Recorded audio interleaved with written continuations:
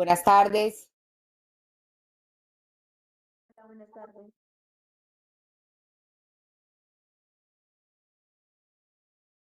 Muy bien, ¿tú cómo estás? Bien, muchísimas gracias. Esperemos que sean las 2:30 en punto para que Marcela ya se esté conectadita. Aquí está Marcela. Buenas tardes. Hola Marce, ¿cómo estás? Bien, muchas gracias. Bueno, me alegro. ¿Cómo están? Bien, muchas gracias. Bueno, demos unos 5 minuticos más para poder iniciar la capacitación y que se Vale. conecten las demás personas.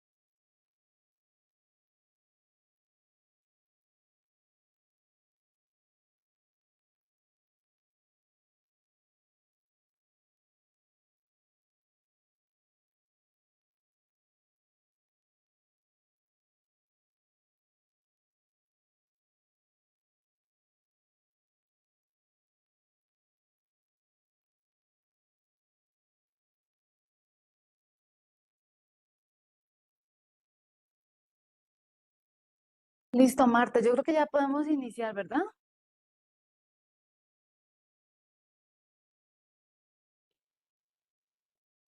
Hola, ¿me escuchan?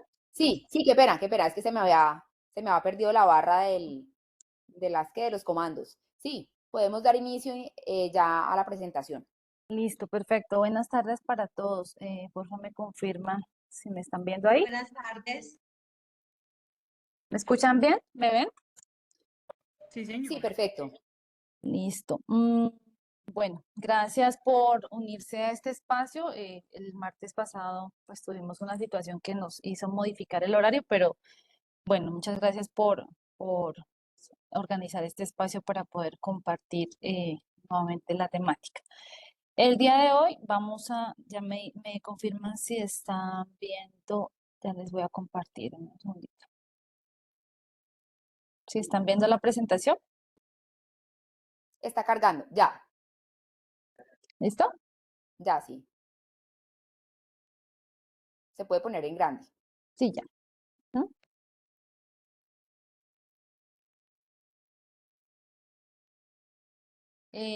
Listo. Bueno, entonces vamos a dar inicio a la temática.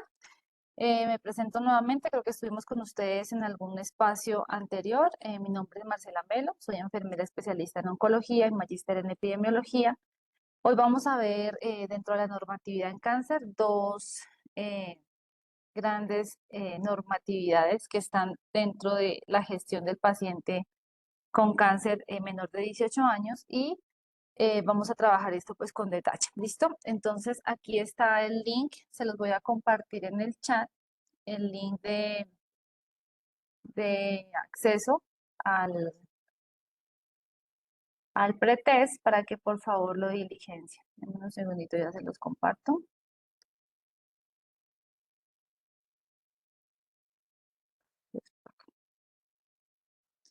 Ahí les compartí el link para que por favor lo diligenciemos. ¿Listo? Me confirman si tienen algún problema o dificultad para acceder.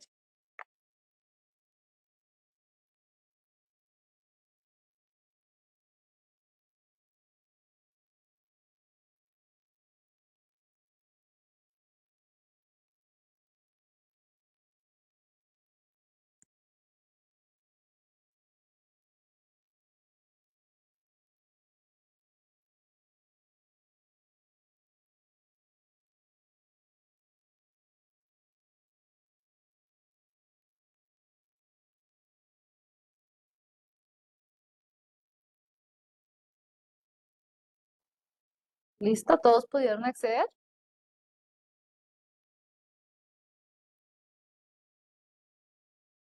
¿Me confirman, por favor? Sí, jefe. Sí, señora. Listo.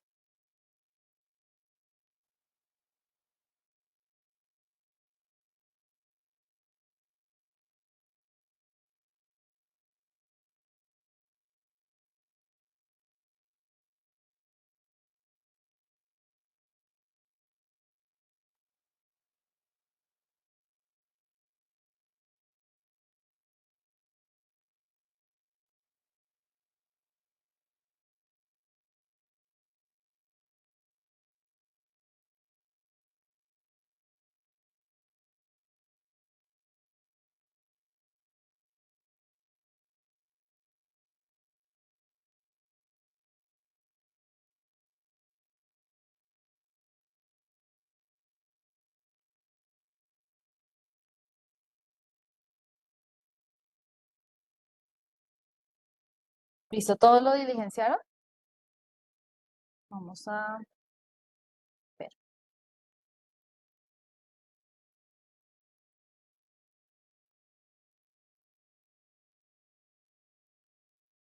Tengo tres respuestas. ¿Cuántos estamos conectados acá?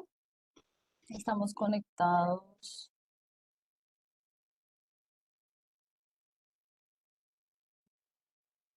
7 personas, todavía me faltan 8 personas. Vamos a dar unos 5 minuticos para que terminemos de responder todos. Bueno.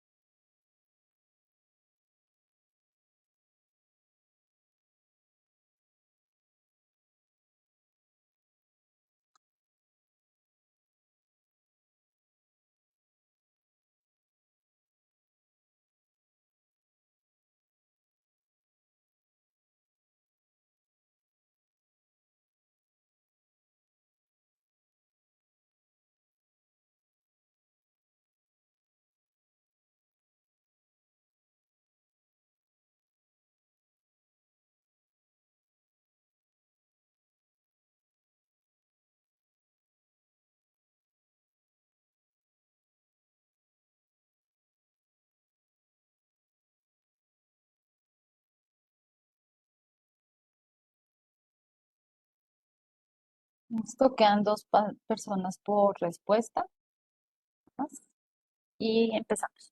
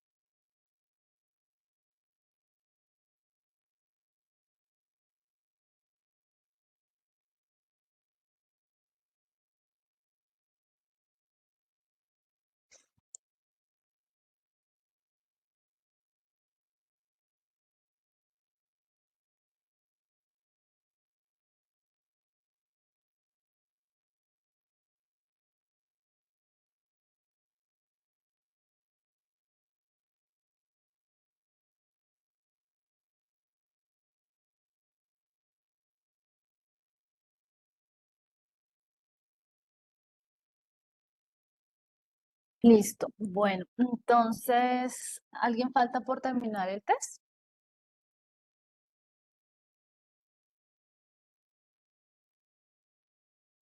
¿Todos lo terminaron? Bueno, entonces vamos a ver ya terminaron todos, listo. Vamos a ver las respuestas ¿están viendo allí? Tenemos Señora, ante la primera pregunta, ¿cuáles son los beneficios de la ley 2026? El 62% respondió que es garantizar la atención integral en cáncer.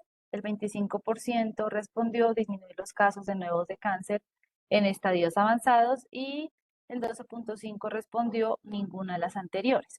Con respecto al tiempo establecido para la implementación de la ley, una vez salió, el 62% respondió que un año, el 25% 2 años y el 12,5% 5 años.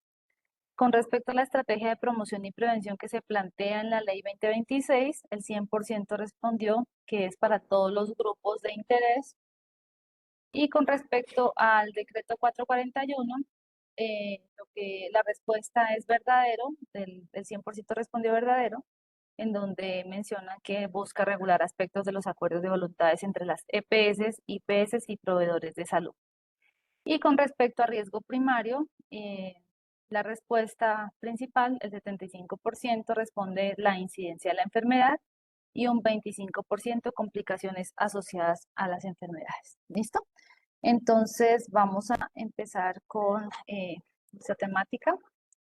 Me disculpan, voy a cerrar acá que empezaron a hacer como un ruido. Dame un minuto, por favor.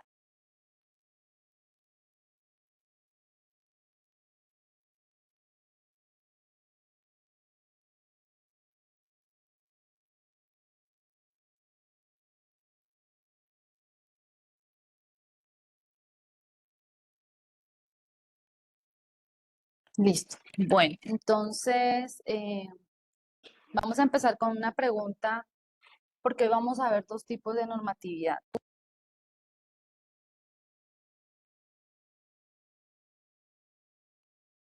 se cerró el micrófono. No te escuchamos, jefe. Sí, sí, gracias. Bueno, vamos a empezar, gracias, muchas gracias. Con respecto a la primera pregunta, hoy vamos a ver dos tipos de normatividad en el país. Uno es una ley y otro es un decreto. ¿Quién de ustedes podría decirme cuál es la diferencia entre una ley y un decreto? Porque vamos a ver las dos situaciones en esta capacitación. ¿Qué es una ley y qué es un decreto? ¿Cómo las diferenciamos? ¿A qué le hacemos más presión? ¿De dónde viene una? ¿De dónde viene la otra? ¿Quién pudiera decirme?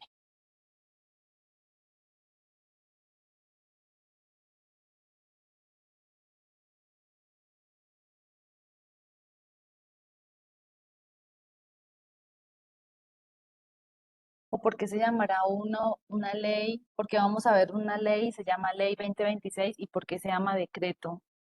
¿Por qué no las dos son leyes o por qué los dos no son decretos? ¿Alguien tiene alguna idea de por qué?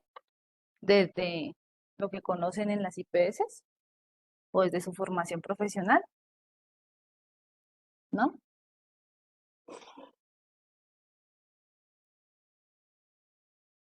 Bueno, entonces en leyes vamos a tener en cuenta dos aspectos. Las leyes siempre son de obligatorio cumplimiento, esa es una característica de las leyes. Las leyes pueden ser de origen estatutario o pueden ser de origen ordinario. Las leyes estatutarias como la 1751 defiende el derecho a la salud y la ley 2026 está expedida por el gobierno, directamente por el presidente, es quien firma esta ley. Estas leyes, obviamente, cuando son leyes, se caracterizan porque son, como les dije hace un momento, de obligatorio cumplimiento. Los decretos son normativas que no necesariamente son obligatorio cumplimiento, dan como unos lineamientos para el tema que estén trabajando cada decreto. Y en el caso del decreto que vamos a ver ahora, es un decreto que viene expedido por el Ministerio de Salud y Protección Social. Entonces, hay que tener en cuenta, primero, porque cuando se expide una ley, esta no tiene discusión. Es una ley que se debe implementar y que se debe acatar porque definitivamente ya es algo que tenemos que cumplir obligatoriamente. ¿Listo? Entonces vamos a empezar con la ley 2026. Es una ley que salió en el 2020, es la ley Jacobo. La ley Jacobo está sancionada en el Congreso precisamente porque se hace un homenaje a Jacobo Latorre Rueda, que es un niño de 7º grado que tenía cáncer y tuvo una serie de dificultades administrativas, de barreras administrativas que afectó su proceso de tratamiento y supervivencia, de hecho. Esta ley está sancionada y modifica la ley 1388 del 2010. La ley 1388 del 2010 es la ley que menciona toda la atención de cáncer infantil y la ley 2026 básicamente integra lo que dice la ley 1388 y modifica dos grandes puntos. Uno, garantizar la atención integral de los pacientes, de los niños con cáncer, garantizar la prestación de los servicios de salud y garantizar que esta atención sea integral y que sea prioritaria. ¿Listo? Esa es el principio fundamental de esta ley. Tiene dos medidas de control, tiene dos lineamientos fundamentales. El primero es adoptar todas las medidas necesarias para poder garantizar la atención integral como prioritaria, garantizar que los niños accedan efectivamente a los servicios de salud sin ningún tipo de barrera administrativa o de barrera tecnológica. Entonces, la idea es que en esta ley lo que nos promueven es que el niño con cáncer o con sospecha de cáncer, de hecho, tenga una atención integral y que esa atención sea prioritaria. Y el otro lineamiento es que a los prestadores que hacen la atención de los niños, de los menores con cáncer, tengan prioridad en el giro directo de los recursos para poder solventar pues, sus gastos como prestador de salud y las CPS deben tener prioridad en el pago de la facturación. El giro directo, ¿alguien de ustedes sabe qué es giro directo? ¿O cómo se maneja el giro directo en el país? ¿Conocen algo de eso? ¿Les suena algo? El giro directo básicamente es que el ministerio no intermedia con la EPS, sino que directamente le envía el dinero a la institución prestadora de salud. No hay un intermediario. Y cuando se factura los servicios desde la IPS a la EPS dentro de sus pagos o su programación de pagos, pues tiene que priorizarlos para poder garantizar que el prestador tenga el recurso suficiente para mantener una atención integral permanente. ¿Listo? ¿Hasta ahí tienen alguna pregunta? ¿No? No, señora. No, Listo. todo muy claro, gracias.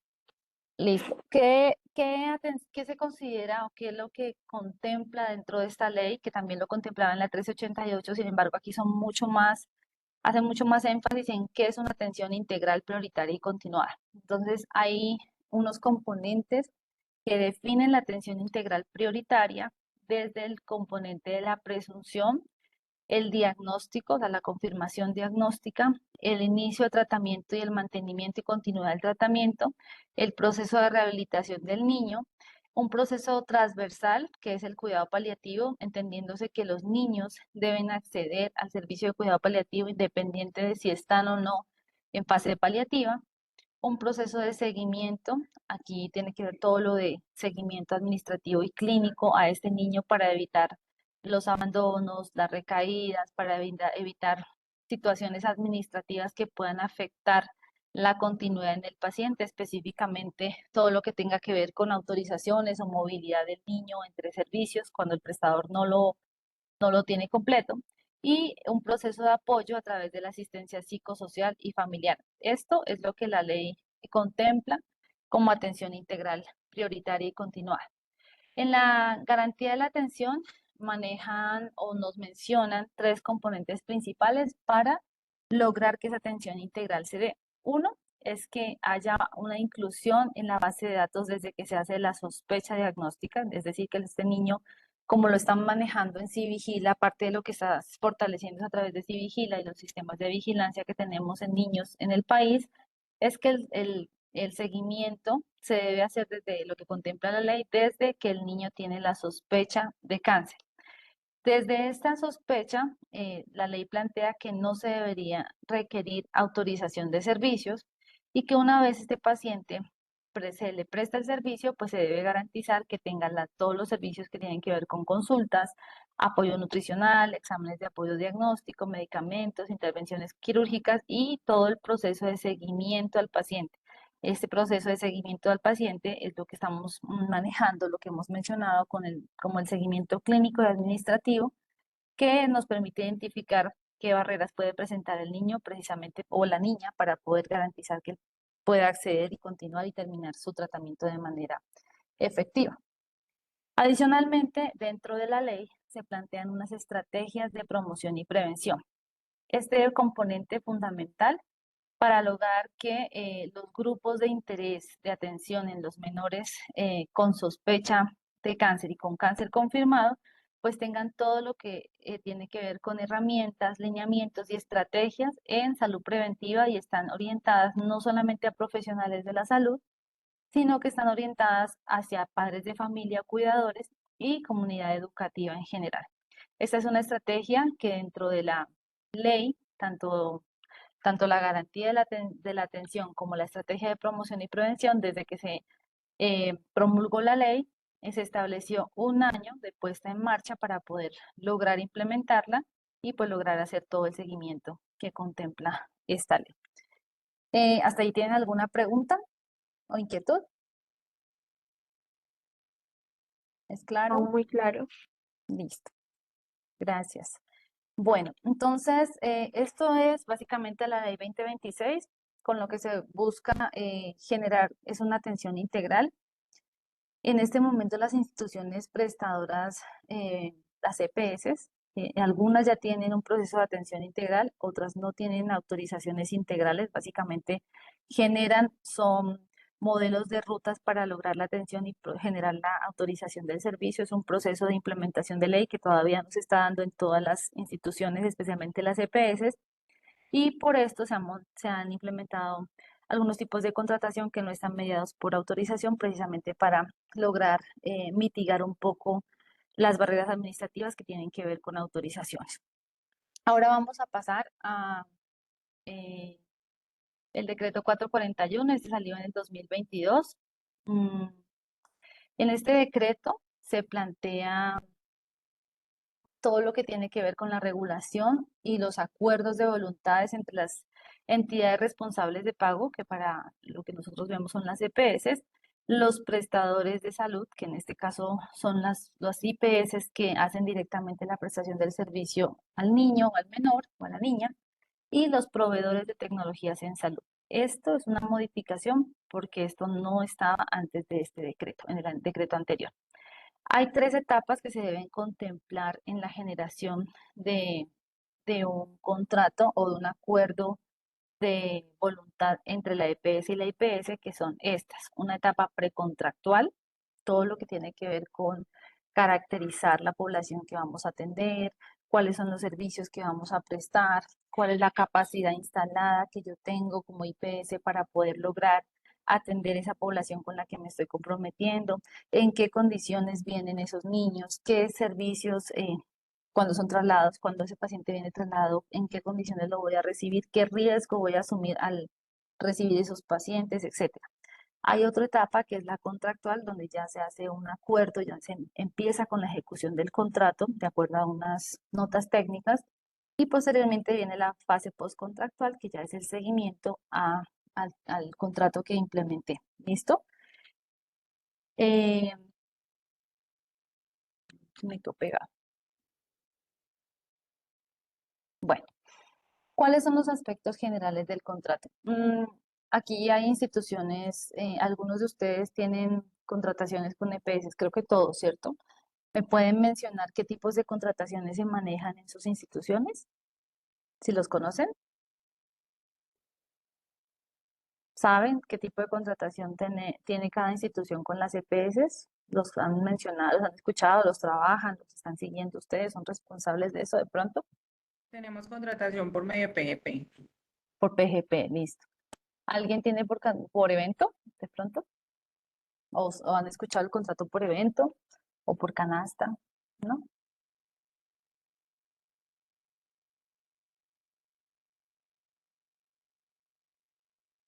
¿No? Listo. Bueno, entonces, en los aspectos generales que hay que tener en cuenta en un contrato, cuando lo estamos implementando en este decreto, lo menciona que lo primero es que hay que garantizar la obligatoriedad de cumplimiento para los proveedores de tecnologías en salud que no lo tenían anteriormente. Se debe tener la actualización de los elementos para la negociación por cada actor, es decir, cómo vamos a contratar a ese prestador o cómo la EPS va a contratar y cuáles son los elementos a tener en cuenta dentro de la negociación. En este decreto también hablan de cuáles son los estándares mínimos para lograr un contrato o un acuerdo de voluntad. Hablan de cuáles son las reglas o que se tienen que implementar reglas para la renovación automática y liquidación de acuerdos. Cuál es la estandarización de las definiciones claves para el sector. Entonces, aquí lo que se busca en este acuerdo, en este decreto, perdón, es definir claramente los tipos de contratos. Aquí les traje los principales: pago prospectivo, pago retrospectivo, y tener en cuenta algunos estándares para definir riesgo primario, riesgo técnico y lograr estandarizar los diferentes tipos de contratos que ya se venían gestionando en el país. Dentro de los aspectos también se menciona la definición de características de las modalidades de pago, la obligatoriedad de contar con una nota técnica y cómo se van a ajustar los riesgos. No sé si los que están manejando contrato por PGP conocen la nota técnica de ese PGP y saben que si se han hecho no ajustes a esas notas técnicas. ¿Lo han hecho o han estado en ese proceso? ¿No? Sí. Hola. Sí, sí, nosotros, pues al menos yo he tenido la oportunidad de estar en los ajustes que se les hacen, Ujú. debido pues a que eso se calcula por una población, pero finalmente termina de pronto haciéndose un poquitico más de lo calculado o hasta menos de lo calculado. Entonces es donde ya en el tiempo que se determina hacer la revisión del contrato, pues ya se hacen los ajustes pertinentes es decir, si las frecuencias, pues hablo del PGP, ¿cierto? Si las frecuencias se disminuyen o se aumentan dependiendo de las actividades realizadas. Exactamente. Entonces, este acuerdo, este decreto lo que menciona es que eso es obligatorio, que si usted pactó una nota técnica con unos servicios, con unas frecuencias y con unos indicadores, haya una posibilidad de ajustarlo de acuerdo a cómo se van comportando el uso de los servicios y obviamente los riesgos que se han asumido con el contrato. Eso es súper importante tenerlo en cuenta dentro de este decreto. Otro punto importante que mencionan en el decreto es que debe haber disposición y transparencia en la información relacionada con la población. Esto lo ponen en el decreto precisamente porque muchas veces se contrata y no se tiene la información de las entidades responsables de pago con la claridad suficiente para hacer una buena planeación de servicios. Entonces les entregan una información de unos usuarios, pero no les entregan la información detallada para que las instituciones puedan hacer, hacer claramente una caracterización y una programación de los servicios que ellos deberían requerir y en qué frecuencia los deberían requerir. Entonces, esto ya es obligatorio que dentro de esos acuerdos del contrato, pues se tenga esa información disponible. También menciona en el decreto que es obligatorio el seguimiento de los acuerdos con indicadores, indicadores de calidad, indicadores de gestión, indicadores de resultado y el uso de incentivos económicos y no económicos para reconocimiento a la gestión de prestadores y proveedores. Estos son los 10 puntos generales que se mencionan dentro del decreto para lograr plasmar adecuadamente un contrato dependiendo del mecanismo. Dentro del decreto también nos mencionan los mecanismos de deber de información al usuario, que esos son parte de lo que desde las instituciones debemos garantizar y desde las EPS también. El deber de información al usuario es qué canales se tienen disponibles tanto de la EPS como la IPS para garantizar que el paciente acceda a las rutas, que acceda a la red de prestadores disponibles, que acceda a cuáles son los canales de información si tiene algún tipo de queja, de petición, de reclamo. Ese es un deber que nos mencionan dentro del decreto. La actualización de datos del contacto es súper importante dentro de lo que plasma el decreto, debido a que los usuarios deben estar adecuadamente georreferenciados. Entonces, menciona mucho el proceso de actualización de datos telefónicos, correos electrónicos, direcciones y demás para poder lograr identificar el paciente. La atención integral es otro de los puntos o, digamos, mecanismos que mencionan en el decreto. El proceso de no generación de autorizaciones para los servicios requeridos en los niños especialmente, lo mencionan, garantizar las atenciones sin que esté mediada por una autorización. Y cuando sea requerida la autorización, que sean unos mecanismos bastante precisos, muy puntuales, que no sea la generalidad. También mencionan dentro de los mecanismos que se debe tener establecido un mecanismo de referencia y contrarreferencia adicional al de urgencias. Este punto es súper importante dentro de los procesos, por ejemplo, de navegación, cuando el niño está en la institución y requiere otro servicio que no lo estamos prestando dentro de la institución, pero que hace parte del proceso de atención integral. Por ejemplo, si estamos prestando en esta institución consulta, cirugía y quimio, pero la radioterapia no la tenemos convenida y la tiene otro prestador, tener claramente esa ruta y esa referencia para poder direccionar al menor y garantizarle el acceso al servicio sin que esto le genere una situación de barrera. Lo mismo cuando el menor ya debe recibir acciones de su prestador primario, por ejemplo, vacunas que ya el oncohematólogo haya autorizado, servicios de crecimiento y desarrollo, todo lo que presta un servicio primario, también tener claramente esos canales de direccionamiento para poder direccionar al paciente hacia donde debe recibir sus servicios y nuevamente tenerlo en nuestro sistema y en nuestro programa. Prestación con adaptabilidad por población y territorio. Esto es súper importante teniendo en cuenta que los niños que tenemos nosotros tienen situaciones muy particulares dependiendo de la zona en la que estemos, dependiendo de la cultura, dependiendo del nivel educativo del paciente, de los cuidadores y dependiendo pues de su condición clínica. El otro mecanismo que menciona el decreto son las garantías en caso de cambio de prestador. Ustedes saben que hemos pasado por procesos en los que se cierra el contrato con el prestador y el paciente debe moverse, el niño debe moverse a otro prestador por lo que sea, porque no hay más servicios, el prestador cerró el servicio, bueno, por cualquier situación puntual.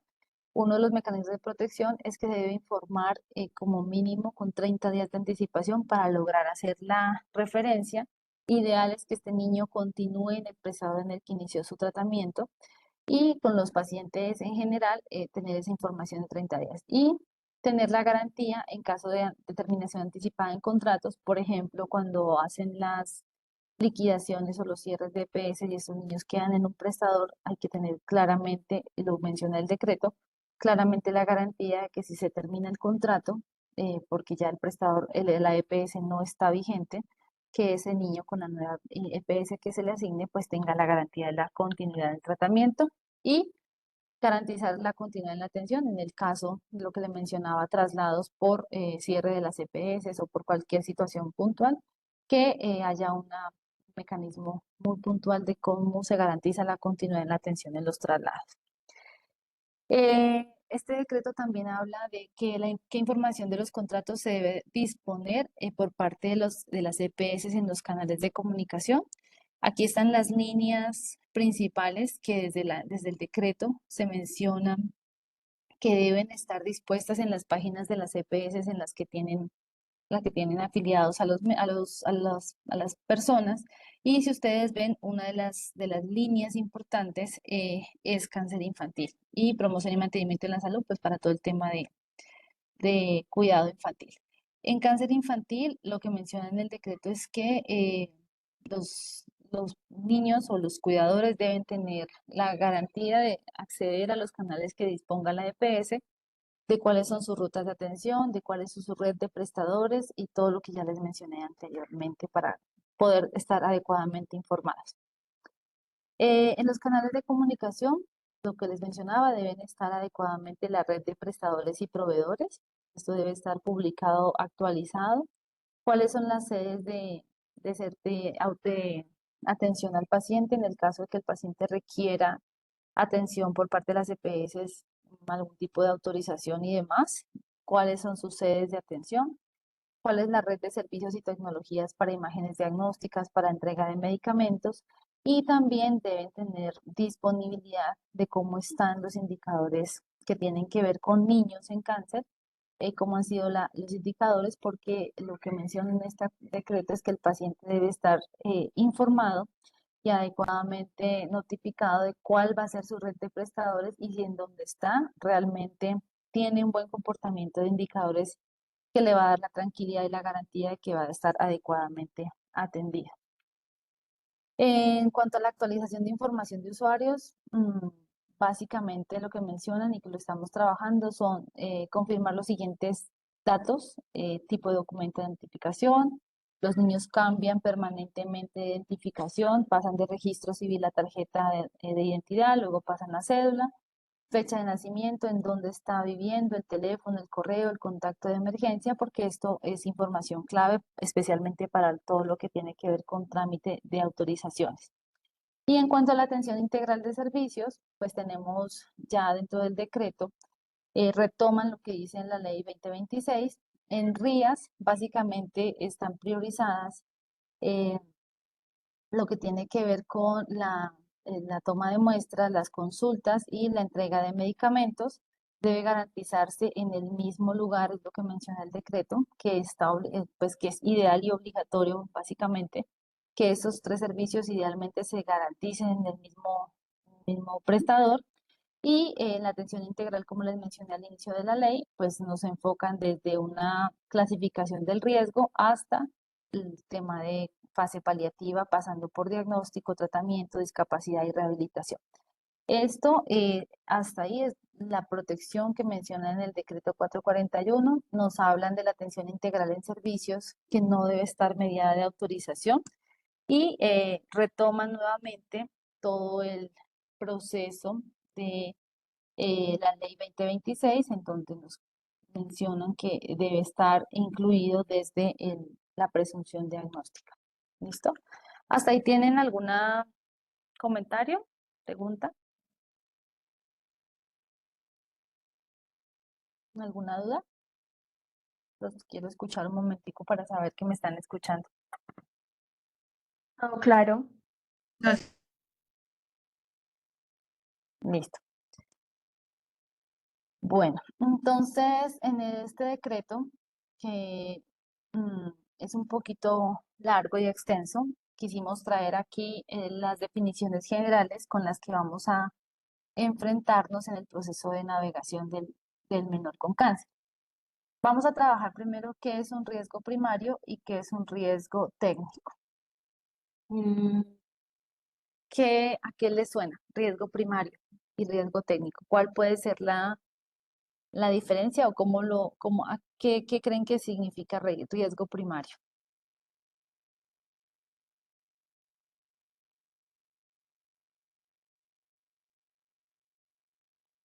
¿Quién quisiera decirme qué significa para ustedes o qué entienden por riesgo primario?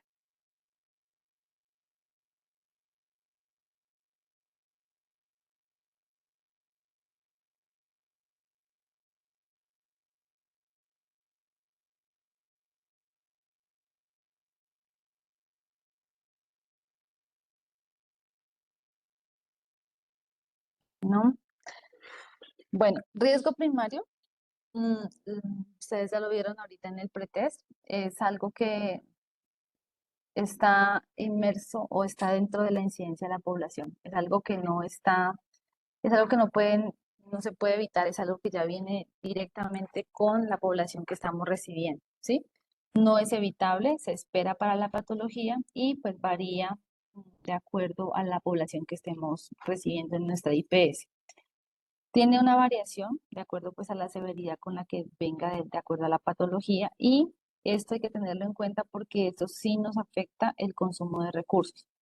Los niños pueden ser niños con leucemia, pero cada niño tiene una característica diferente y dependiendo de esas características con las que recibamos la población, que es el riesgo base o riesgo primario, pues parte la planeación de los servicios que vayamos a recibir. Entonces es riesgo primario.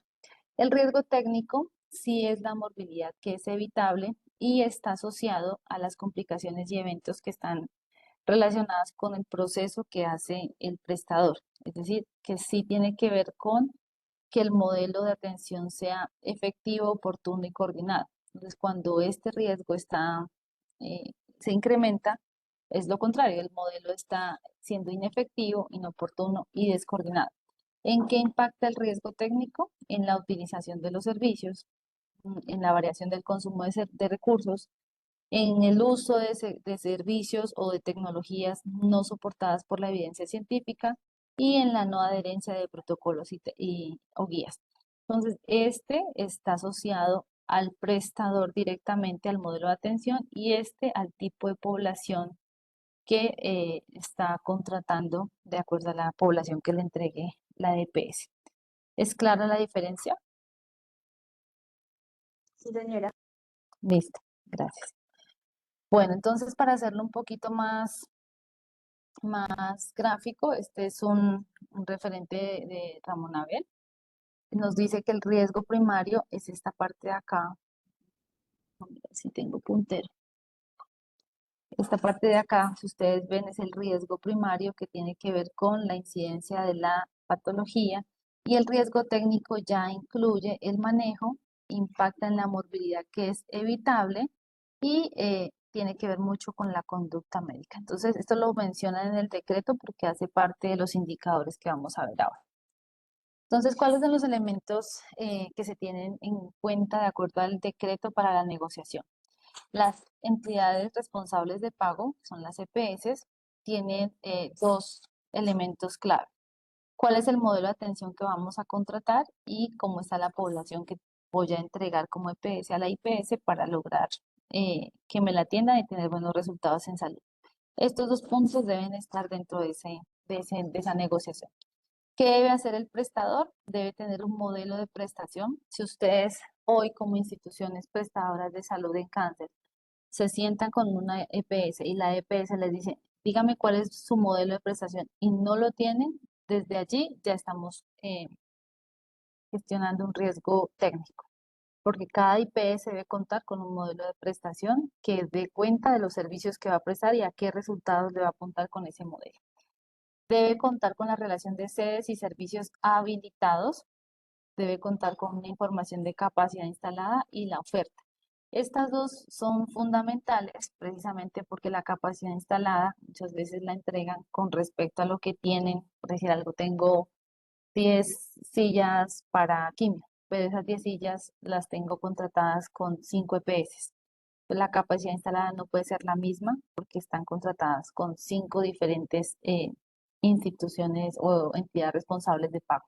En esto tiene que haber total claridad y transparencia precisamente para poder hacer adecuadamente la programación de servicios. Para los proveedores, pues tienen que haber los elementos, son los modelos de disposición, entrega, prestación, para tener todo lo que tiene que ver con medicamentos, cuáles son las tecnologías que ofertan, lo mismo capacidad instalada, operativa, logística y de gestión para garantizar adecuadamente la prestación de los servicios. Y los elementos comunes entre todos son los indicadores. Si ustedes hoy dentro de las instituciones y dentro del modelo de navegación no se plantean adecuadamente indicadores que tengan que ver con gestión, proceso y resultado, pues tampoco vamos a lograr un impacto. Entonces, en los indicadores nos plantean los indicadores de el sistema obligatorio de la garantía de la calidad, que son resultados en salud y los que tienen que ver con las RIAs, el modelo de auditoría, eh, los que ahorita mencionaron que están por PGP, cuando dicen que se desvían es porque hay un modelo de auditoría que está monitoreando si se están desviando o no, las frecuencias, los aspectos administrativos, financieros, todo lo que es componente técnico, científico y calidad del servicio. Y como elementos comunes también está la identificación de los riesgos previsibles propios de los acuerdos de voluntades que les mencioné inicialmente, como el riesgo técnico y el riesgo primario. Estos elementos en cada contrato se deben ver independiente de quién sea la figura con la que se está contratando desde la entidad responsable de pago. Y cuando veamos un contrato desde el decreto 441, estos son los elementos que se deberían tener en cuenta de acuerdo a lo que plantea el contrato como mínimos. Es decir, dentro del contrato sucede mucho que el contrato no está claramente explícito cuál es el objeto del contrato, cuánto va a durar, en dónde se va a prestar, qué poblaciones, cómo se hicieron esas estimaciones, qué población, en qué condición está esa población que recibimos, cada cuánto me van a actualizar la base de datos que estoy recibiendo, qué servicios voy a contratar, cuál es la red de servicios que estoy contratando. Estos, ahorita lo vamos a ver, modalidades de pago, cada cuánto me van a ajustar el pago, qué guías se van a implementar. Parte de lo que hemos visto en el diagnóstico inicial que les hicimos a las instituciones está plasmado, qué protocolos se manejan, qué guías para guiar a sí mismos los resultados, qué frecuencias, qué descuentos, cuál es la meta. Eso tiene que estar claramente dentro del contrato de acuerdo a este decreto. Si tiene o no una RIA, si aplica servicios y tecnologías que requieran una autorización, cómo va a ser el proceso de referencia y contrarreferencia, qué indicadores se tienen y qué periodicidad se tiene para medirlos. El reporte obligatorio de cumplimiento, qué información como prestador van a entregar y disponer para poder hacer seguimiento, monitoreo y evaluación, cómo se van a establecer en situaciones que generen conflictos, o sea, cuál va a ser el proceso de mecanismo de resolución de conflictos, cómo van a ser los plazos para el pago y los incentivos. El decreto, si ustedes ven, es un decreto que incluye, es muy específico y completo en qué se debe tener en cuenta dentro de los prestadores y dentro de las EPS para poder lograr que esos acuerdos de voluntades estén tan claros que no haya luego dificultades cuando ya sea el proceso de la fase contractual. ¿Algún comentario hasta allí? ¿Preguntas?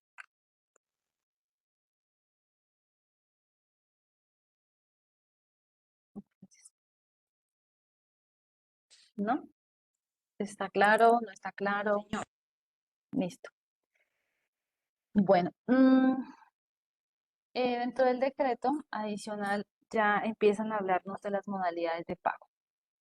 Entonces, alguien mencionó PGP. ¿Quién mencionó PGP? ¿Podrías comentarnos qué conoces de ese contrato? ¿Cómo se paga? ¿Cómo se evalúa? ¿Qué conoce de manera general del contrato? ¿Qué es un contrato de PGP o cómo lo manejan allá en la institución?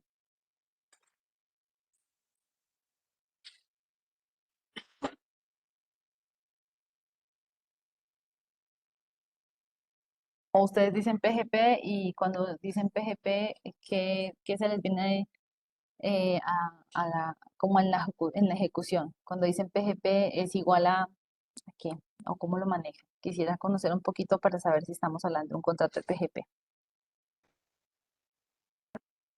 Digamos, algo importante del PGP es que no media autorización y pues respecto al tema que estamos hablando, entonces sería importante como ese aspecto. Ok. ¿Qué otra cosa? ¿Cómo se paga? ¿Cómo recibe la plata la IPS por PGP? ¿Lo conoce? Bueno, es un pago global, ese pago se hace dependiendo a unas metas establecidas y con unos acuerdos de pago. Se hace pues como todo el pago dependiendo de la cantidad pues, de los usuarios que se tengan, de las metas que se cumplan y de los como los plazos que acuerden entre las partes para hacer los pagos globales por la prestación del servicio, independientemente, como decía la compañera ahora, no se media autorización, solamente pues se va directamente de lo que trabaje la IPS de acuerdo a las fichas técnicas que nombradas también ahora, las notas técnicas, y cómo se haya mediado el contrato. Ok, ¿y qué riesgos asumen la IPS con ese contrato? ¿Qué han visto? ¿Qué riesgo La cuando lo ejecutan? sobreejecución. Exacto. Ujú. Pero la sobreejecución es un riesgo financiero al final, ¿no? ¿Qué otro riesgo asumen? Aparte de la sobreejecución, lo contrario. Cuando no tienen mm, la cantidad de servicios para cumplir la frecuencia, también es otro riesgo que asumen, ¿sí? Por eso aquí habla mucho de esto, de la modalidad de pago y los mecanismos de ajuste del riesgo.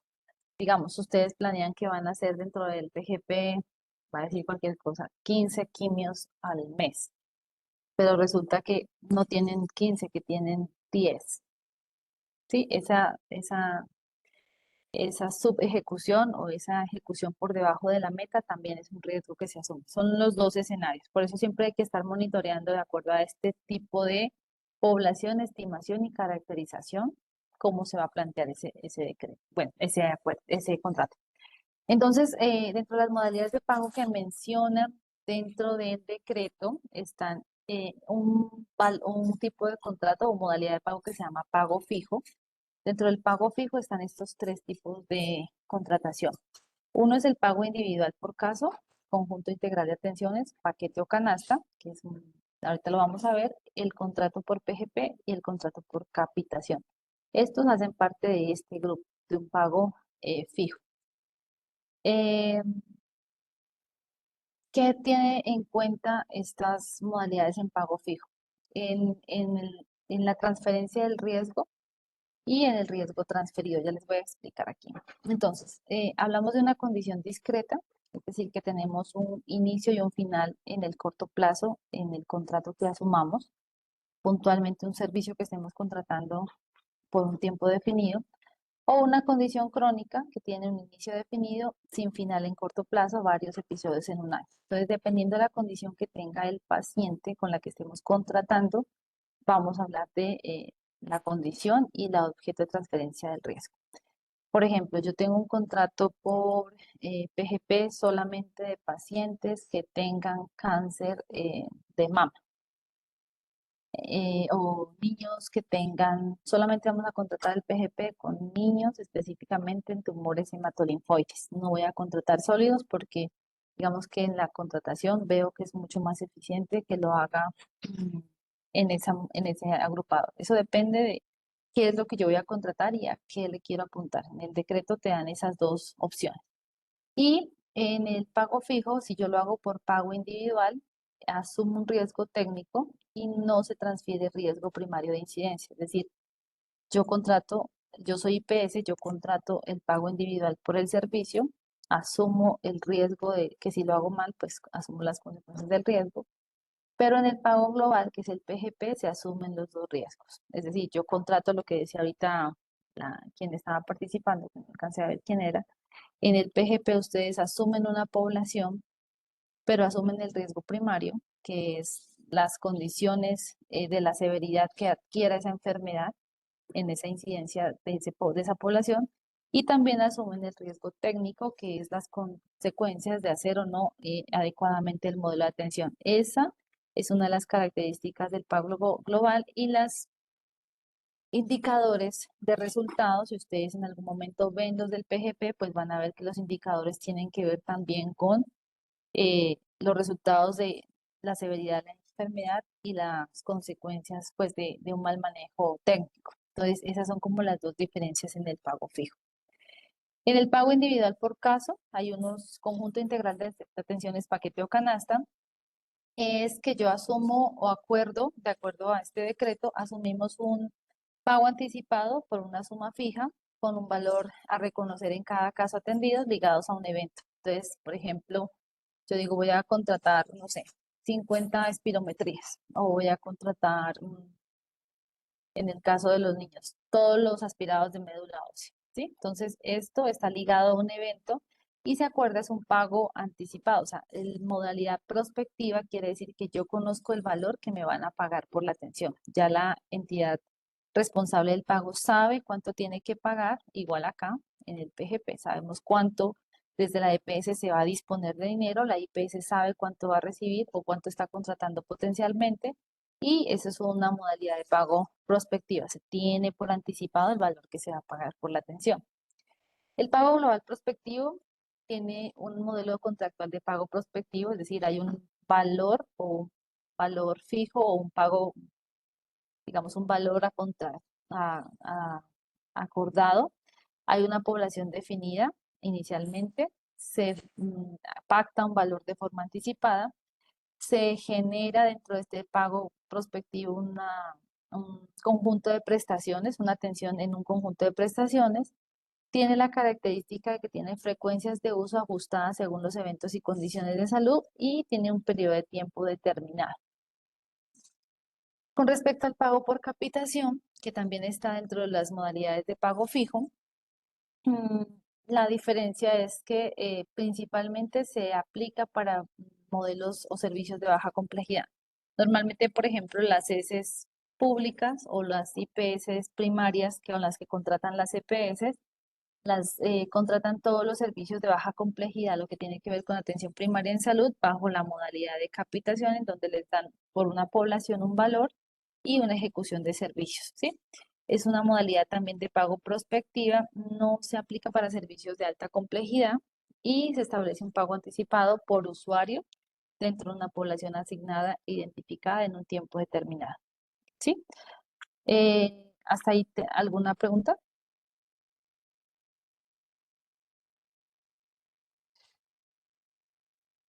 ¿No?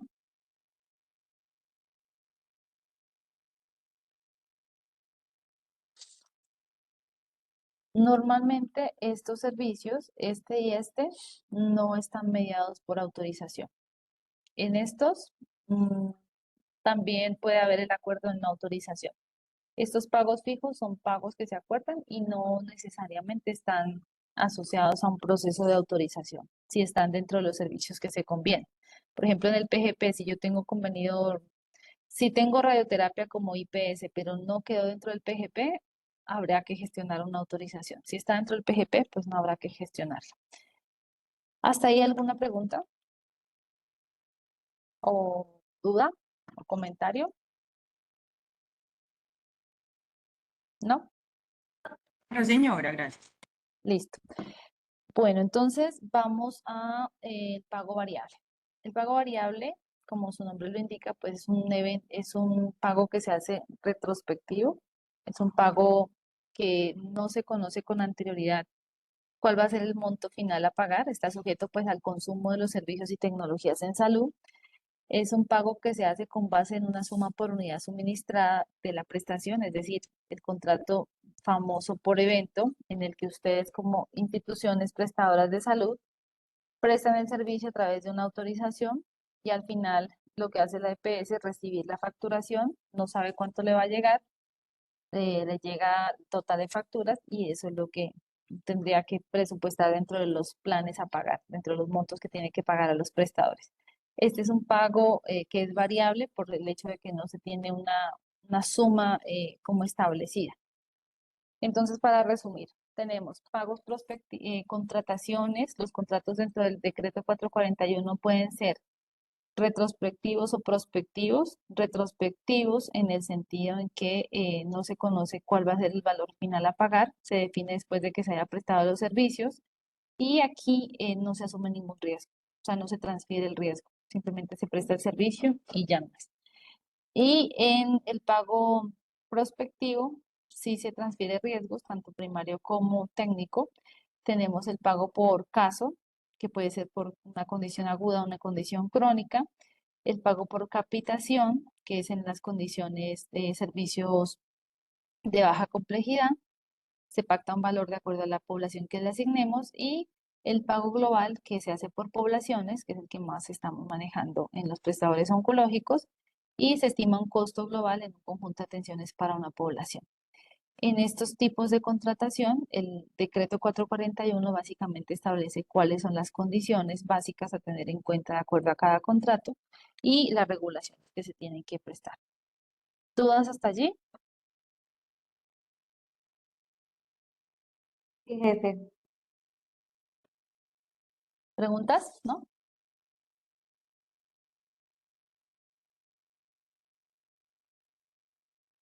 Hola. ¿Seguimos? ¿O hay alguna duda? Es que no sé si alguien activó el micrófono.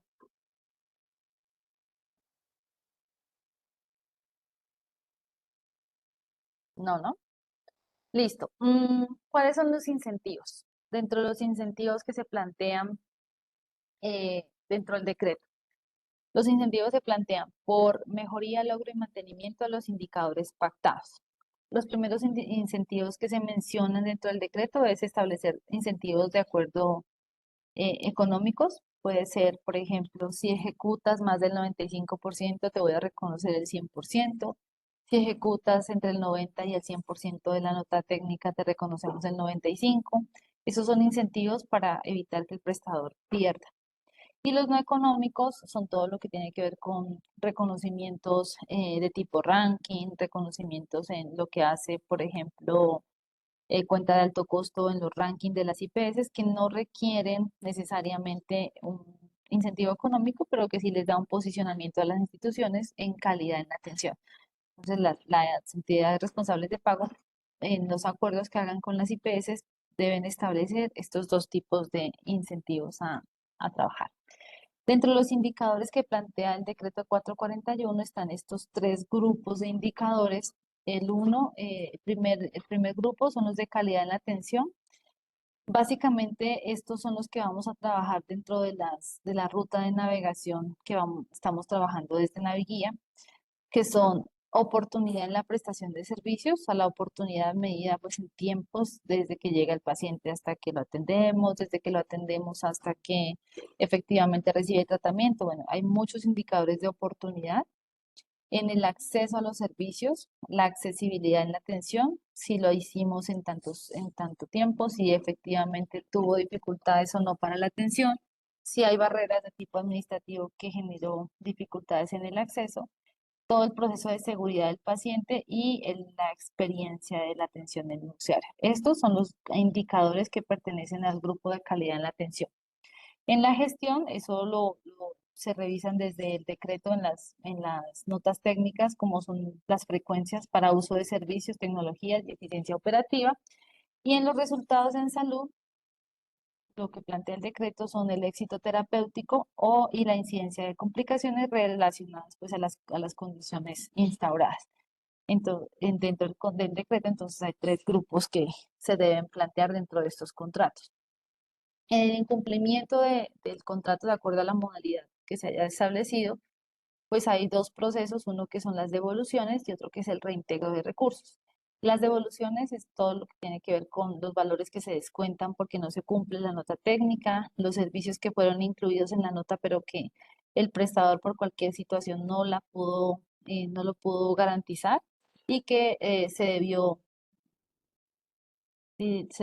direccionar a otro prestador independiente de la causa, también hace parte de este proceso de devoluciones y los recobros que se hagan por eso. Ejemplo, ustedes tienen dentro de su contrato quimioterapia y resulta que por alguna razón no lo pudieron prestar, por la independiente de la causa es lo que menciona el decreto, entonces tuvo que hacerse en otra institución. Eso hace parte de lo que se llama recobros, porque está convenido en la nota técnica, pero no se prestó. Y el reintegro de recursos tiene que ver con los pagos.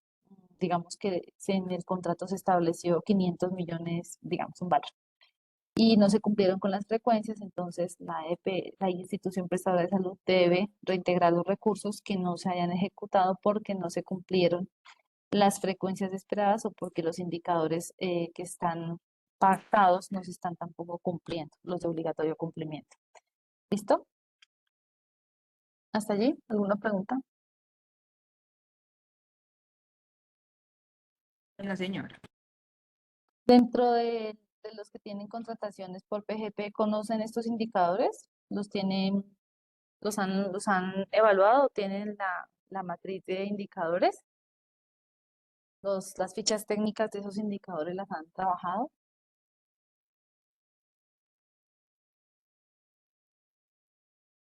Y pues con la EPS se hacían reuniones, o se hacen reuniones periódicas para ir evaluando esos indicadores, Ujú. que son, por ejemplo, la oportunidad en el diagnóstico, pues como los tiempos de espera de los pacientes en cuanto a la atención y los resultados en salud.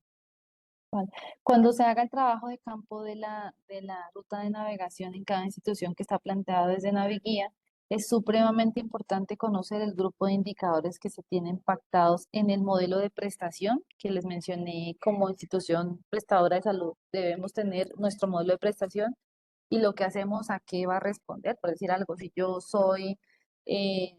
tengo consulta consulta, quimio y cirugía, qué indicadores yo tengo en mi modelo de prestación como resultado de lo que hago, lo debemos de tener identificado porque parte del proceso de navegación que hacemos precisamente debe apuntar a eso, a garantizar los indicadores del modelo de prestación. Y, eh, con respecto a esto adicional, también tener en cuenta dentro de los resultados en salud qué otros indicadores tenemos con respecto a la garantía de lo que hacemos en términos de seguimiento. Entonces, si yo estoy haciendo seguimiento a los niños cada mes, cada semana, cada 15 días, ¿cómo lo hago? ¿Qué le hago? Si yo estoy haciendo seguimiento a las autorizaciones, al proceso de agendamiento, ¿eso a qué indicador responde? ¿Cuáles son mis resultados en salud con referente a que tengan menos mortalidad, que tengan menos hospitalización, que tengan mejores resultados en la adherencia al tratamiento instalado? Esos indicadores también dentro del proceso de navegación que vamos a implementar en cada IPS, que ya lo tenemos y que lo estamos trabajando desde Naviguía. Cuando hagamos el trabajo de campo debemos tenerlos claramente identificados, precisamente porque dentro de la ruta que se establece, pues ahí deben haber unas fichas técnicas que respondan a eso que tenemos desde navegación. Listo, si no tenemos más preguntas o si tenemos alguna otra pregunta, pues quisiera escuchar. Este decreto es mm, bastante larguito. Los que quieran consultarlo se los mando al grupo o si lo tienen disponible en internet. Es bastante extenso. Lo que buscamos es que nosotros entendamos.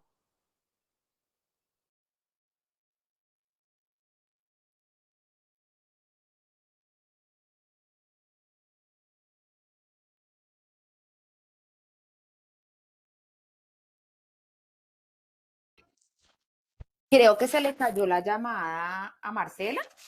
Démosle un momentico para que vuelva a ingresar, por favor.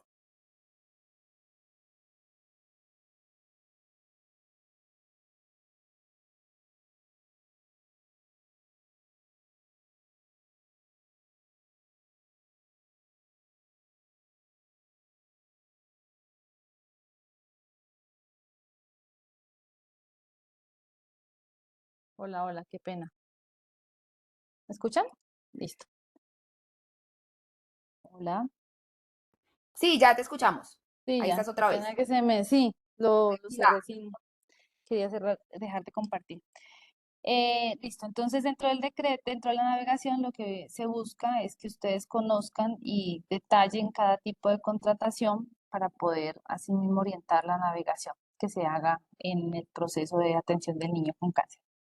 No sé si tengan alguna otra pregunta o inquietud frente al tema visto, Yo tengo una pregunta.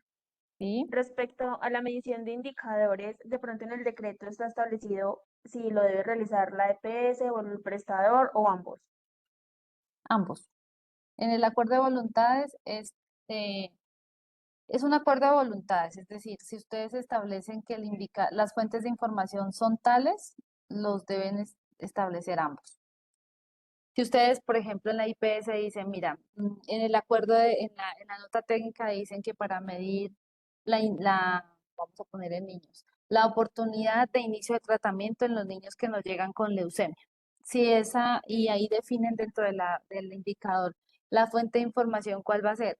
El informe de quimioterapia, el informe de la base de datos de programación de atendidos, eso tiene que estar en la nota técnica y ahí le van a definir un responsable. Ideal es que lo hagan en conjunto. De acuerdo al decreto, es que en la nota técnica debe haber acuerdos de voluntades y ustedes lo establecen. La EPS por norma lo tiene que hacer, ¿sí?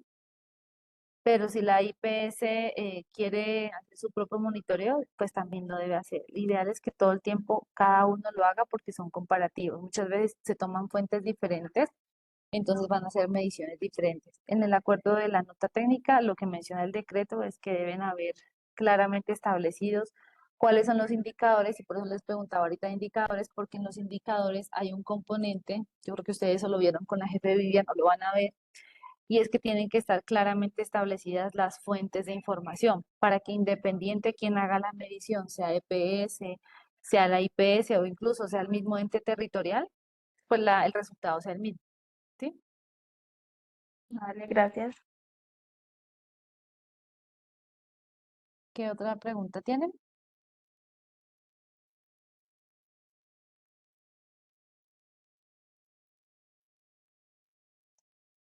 ¿Alguna otra pregunta?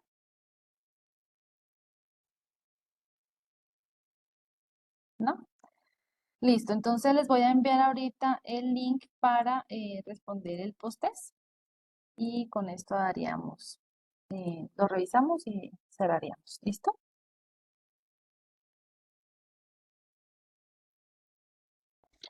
Marcela, tenemos ahí el link de asistencia. No, no señora, yo acá no lo tengo. ¿Tú me lo regalas, por favor? Ok, lo va a mandar entonces.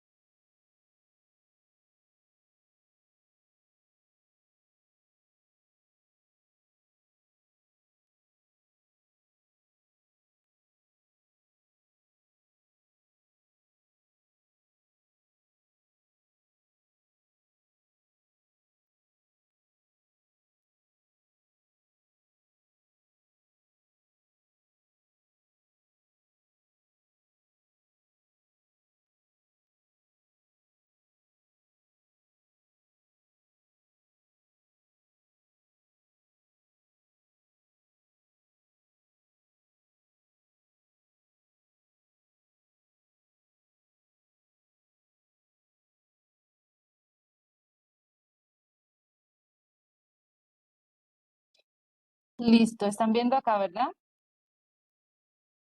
Ya tenemos las 8 respuestas. Entonces tenemos, en la primera pregunta hubo un cambio importante, el 75% menciona que es garantizar la atención integral en cáncer, era la respuesta correcta. Bien. La segunda pregunta, el tiempo establecido 1 año, el 100% respondió bien.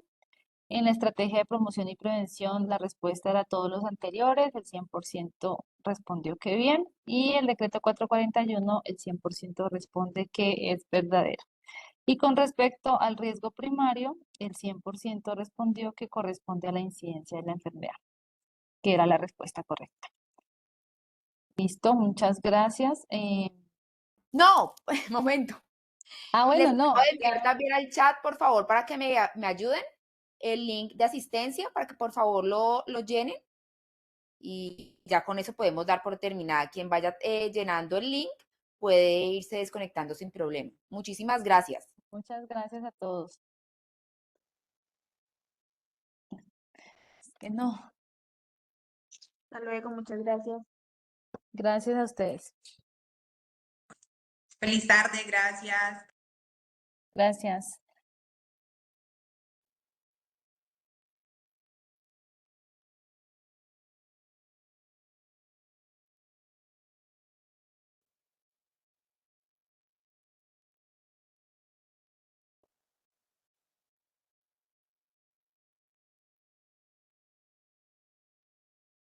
Muchas gracias. Feliz tarde. Listo, Marta, muchas gracias. Muchas gracias a todos. Hasta luego. Chao.